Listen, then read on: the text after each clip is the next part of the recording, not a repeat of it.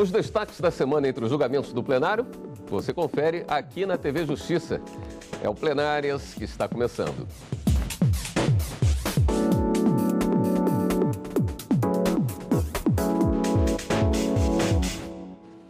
Hoje com os principais momentos das sessões dos dias 10 e 11 de outubro de 2018.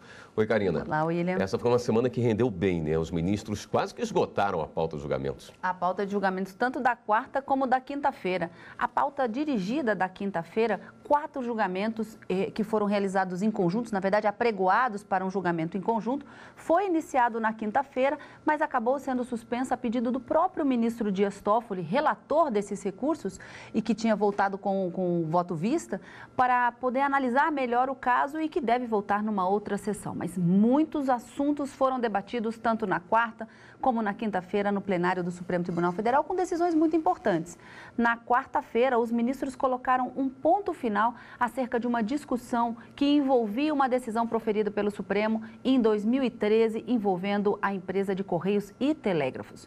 Na quarta-feira, os ministros acabaram decidindo que a dispensa sem justa causa de funcionários empregados públicos dos Correios, que é uma empresa pública, deve ser motivada, mas não precisa necessariamente de passar por um processo administrativo para que essa dispensa aconteça. Mas ela tem que ser motivada. E também que, nesse caso, essa dispensa, essa decisão valeria apenas para a empresa pública dos Correios e não para todas as empresas públicas no Brasil, em todos os entes federativos, como esse era um dos pontos que buscava ser esclarecido no recurso que foi julgado na quarta-feira. Mas outros temas também não menos interessantes do que esse e menos importantes.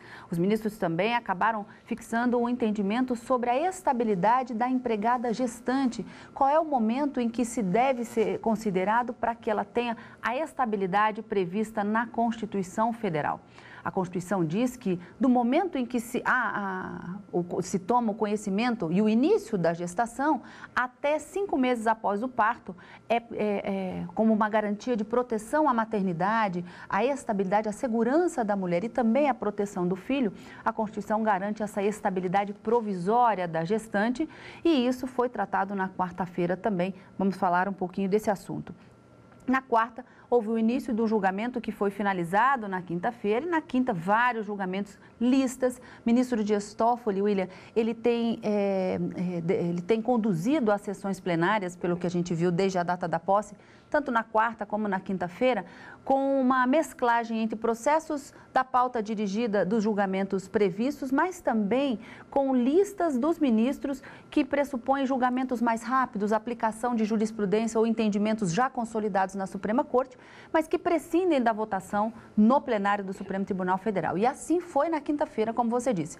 Muito trabalho, muitos julgamentos realizados, inclusive na quinta, com a declaração de inconstitucionalidade de 2 leis. Uma lei municipal do município de Santos, no estado de São Paulo, e uma lei estadual do Piauí, que teria violado a delegação, uma competência delegada que teria sido feita pela União para tratar de um assunto sobre piso salarial de determinadas categorias profissionais.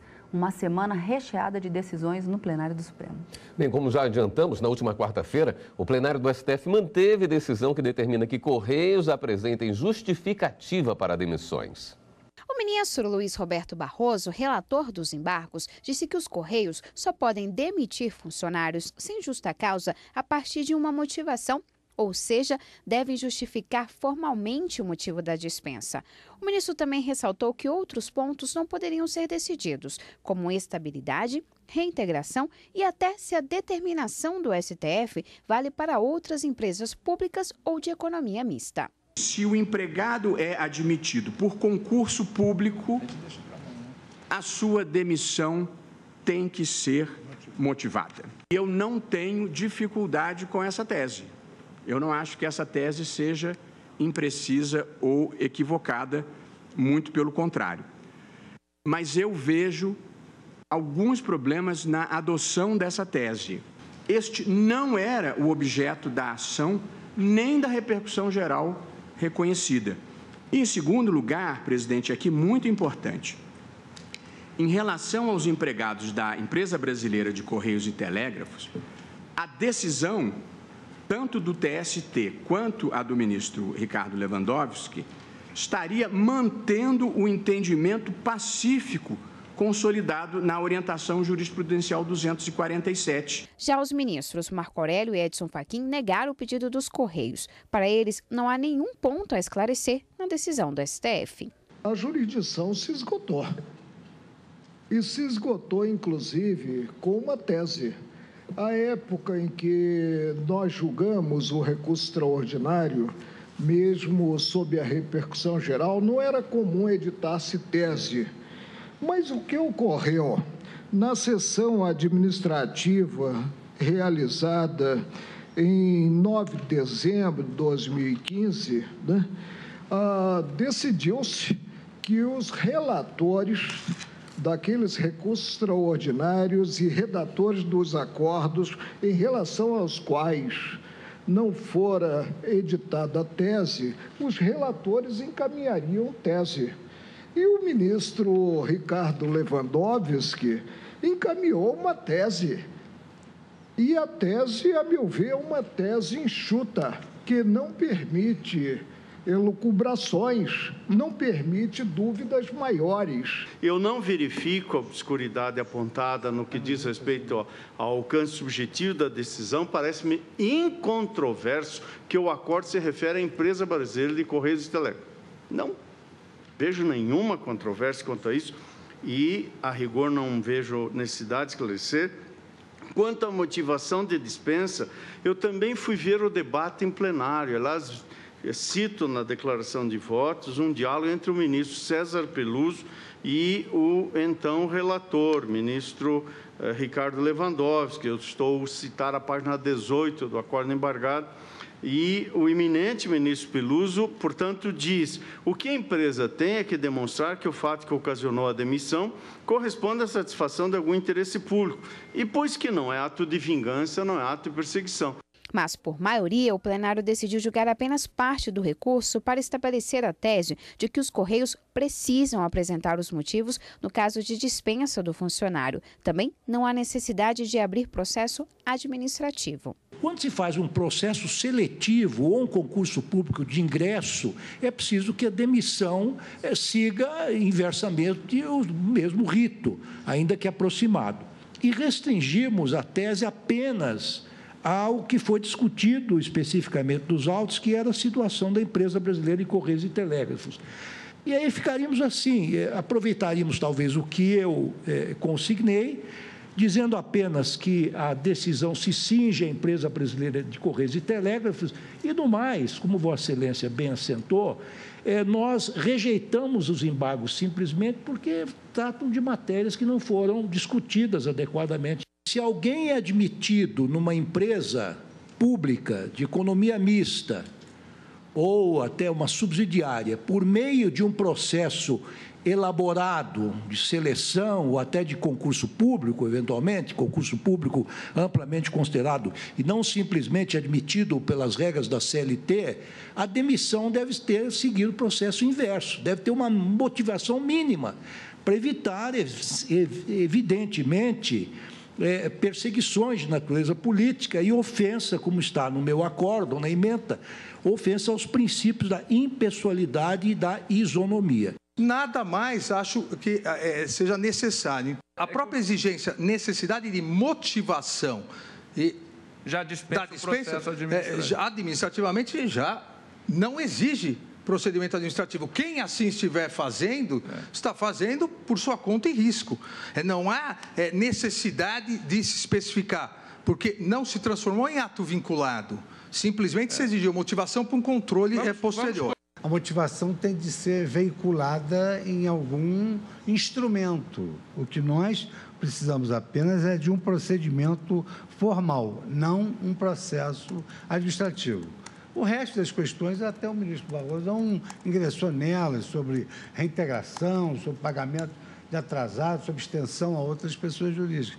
Então, eu entendi prudente a manifestação do ministro Barroso e o acompanho. Eu entendo que é possível acolher os embargos, uma vez que esta tese, com a devida vênia do eminente ministro Marco Aurélio, e pelos fundamentos na rejeição que o acompanhou o ministro Luiz Edson Fachin, porque houve embargos e nós estamos ainda julgando o acórdão na sessão jurisdicional. Por isso eu vou pedir, Vênia, acolher para fixar a tese minimalista. Eu penso que não seria difícil chegarmos a um consenso em relação à maioria que se formou no sentido de fixar a tese minimalista.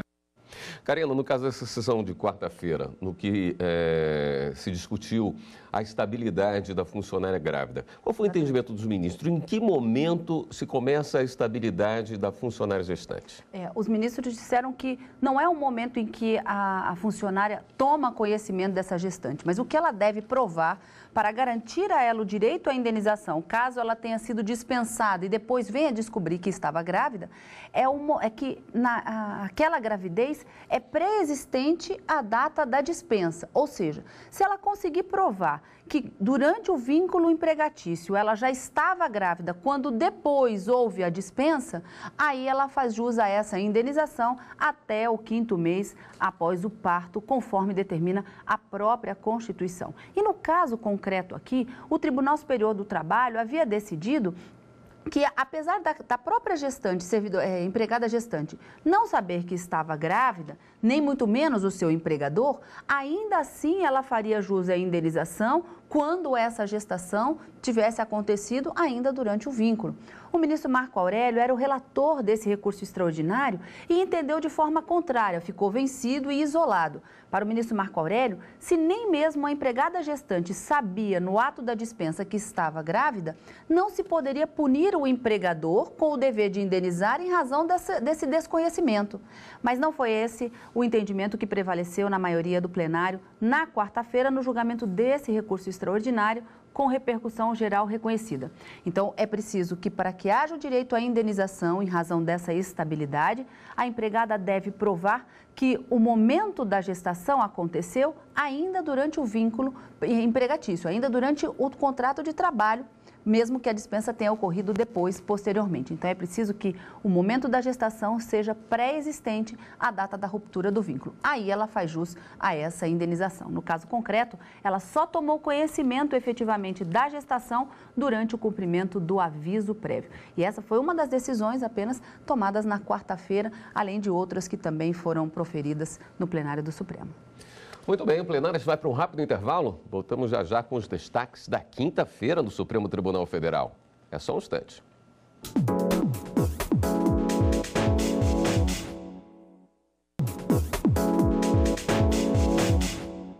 Estamos de volta com plenárias. Na última quinta-feira, os ministros decidiram que empresas de telefonia podem contratar terceirizados para serviços de call center. Relator do recurso, o ministro Alexandre de Moraes disse que o STF poderia adotar, neste caso, a decisão da Corte que permitiu a terceirização, inclusive para a atividade fim. Como já declaramos a inconstitucionalidade da 331, eu colocaria como tese, é nula a decisão do órgão fracionário que se recusa a aplicar o artigo 94.2 da Lei 9472, sem observar a cláusula de reserva de plenário. Porque, eventualmente, o plenário do TST pode entender que não se aplica a determinada hipótese, o artigo 94.2, por uma outra inconstitucionalidade, mas não pela súmula 331. Então, deveria reserva. Os ministros Edson Fachin e Carmen Lúcia também acompanharam a conclusão do relator de seguir o que o STF decidiu sobre terceirização. A diferença dos votos deles é que o caso deveria voltar a ser julgado no TST. Não há aqui ofensa ou violação ao princípio de reserva do plenário. Quanto à segunda parte, eu estou compreendendo a proposição e me manifestando de acordo com esse abreviar do caminho de aplicação do tema 725, até para que este Supremo Tribunal Federal dê uma resposta essa que não poderia ou não poderá ser outra do Tribunal Superior do Trabalho. Portanto, nesse sentido, eu acompanho a conclusão de solução da aplicação imediata do tema 725, com esta formulação. Portanto, com essas achegas e percepções, é assim que voto um sentido um pouco distinto, mas compreendendo e acompanhando a solução do caso concreto. No que se refere à primeira parte, porque considero que o afastamento da norma de aplicação obrigatória, portanto, e com base exatamente num dispositivo que nós já tínhamos examinado na sua constitucionalidade, determina a superação, não, o reconhecimento da nulidade, porém, superado isto, acompanhando na decisão no sentido da aplicação imediata, da determinação de aplicação imediata da norma, exatamente nos termos postos pelo ministro relator. E, por essa razão, pedindo vênia à ministra Rosa Weber e até compreensão integral do ministro relator, mas, na conclusão, sendo o mesmo fundamento, eu estou acompanhando a divergência do ministro Edson Fachin. Ou seja, reconheço que há que deveria voltar. Entretanto, como o retorno significa um débito jurisdicional e não um acatamento pleno ao princípio da razoável duração do processo, estou acompanhando o ministro Edson Fachin no seu fundamento, porque voto como ele, mas na conclusão, realmente, dando provimento ao recurso. Já a ministra Rosa Weber divergiu e votou para negar o recurso. Ela considerou que não houve ilegalidade na decisão do TST e ainda que as empresas não podem contratar terceirizados para atividade fim. Também votou assim o ministro Ricardo Lewandowski. Circunscrito o objeto do recurso extraordinário admitido a esta cláusula de reserva, eu, justamente por entender que a solução do feito se fez à luz da interpretação da legislação infraconstitucional, peço vênia, divirjo e nego o provimento do recurso extraordinário. Aqui eu vejo que há, neste caso, a existência de uma legislação setorial específica que condiciona a terceirização do serviço de telecomunicações a um regramento estabelecido pela Anatel. E essa tese, portanto, não alcançaria, essa tese que nós fixamos em plenário, poderia não alcançar integralmente aquilo que está se discutindo neste processo trabalhista. Mas, por maioria, o plenário decidiu que é válida a contratação de terceirizados para prestarem serviços de call center em empresas de telefonia. Inclusive no que concerne a essa previsão, que já constava do antigo CPC, consta da Lei 9868, né? A alteração do 481 do CPC, e agora devidamente incorporado. Não há necessidade de voltar ao plenário do TST, porque o Supremo Tribunal Federal já se pronunciou sobre a constitucionalidade da contratação de terceiros para desenvolvimento de atividades inerentes ou atividade fim. O resultado desta conclusão seria único. Não houvesse pronunciamento do Supremo quanto à inconstitucionalidade do próprio verbete 331 da súmula do Tribunal Superior do Trabalho. Seria o retorno, como consignado pelo ministro relator, o retorno do processo ao tribunal de origem e seria até mesmo ao regional, para que houvesse um incidente de inconstitucionalidade. O plenário também decidiu no julgamento de um recurso que não incide desconto de INSS sobre verbas que não são incorporadas nas remunerações de servidores públicos, entre elas terço de férias, horas extras, adicionais noturno e de insalubridade. Karina, além desses casos citados agora na reportagem, os ministros também declararam inconstitucionalidade de duas leis, né? De duas leis. E uma das leis, uma lei municipal do município de Santos, no estado de São Paulo, foi alvo de duas ADPFs, duas arguições de descumprimento de preceito fundamental, que é a ação própria para questionar aqui na Suprema Corte leis municipais que, de uma certa forma, descumprem os preceitos definidos na própria Constituição Federal. E nesse caso, nessas duas ADPFs, o relator era o ministro Edson Fachin e ela havia precedida de uma medida cautelar que já havia sido deferida pelo ministro Edson Fachin para suspender a eficácia dessa lei municipal de 2018, que proibia, dentro do perímetro urbano e nas extensões do município, o transporte de cargas vivas, sejam em gaiolas ou em veículos.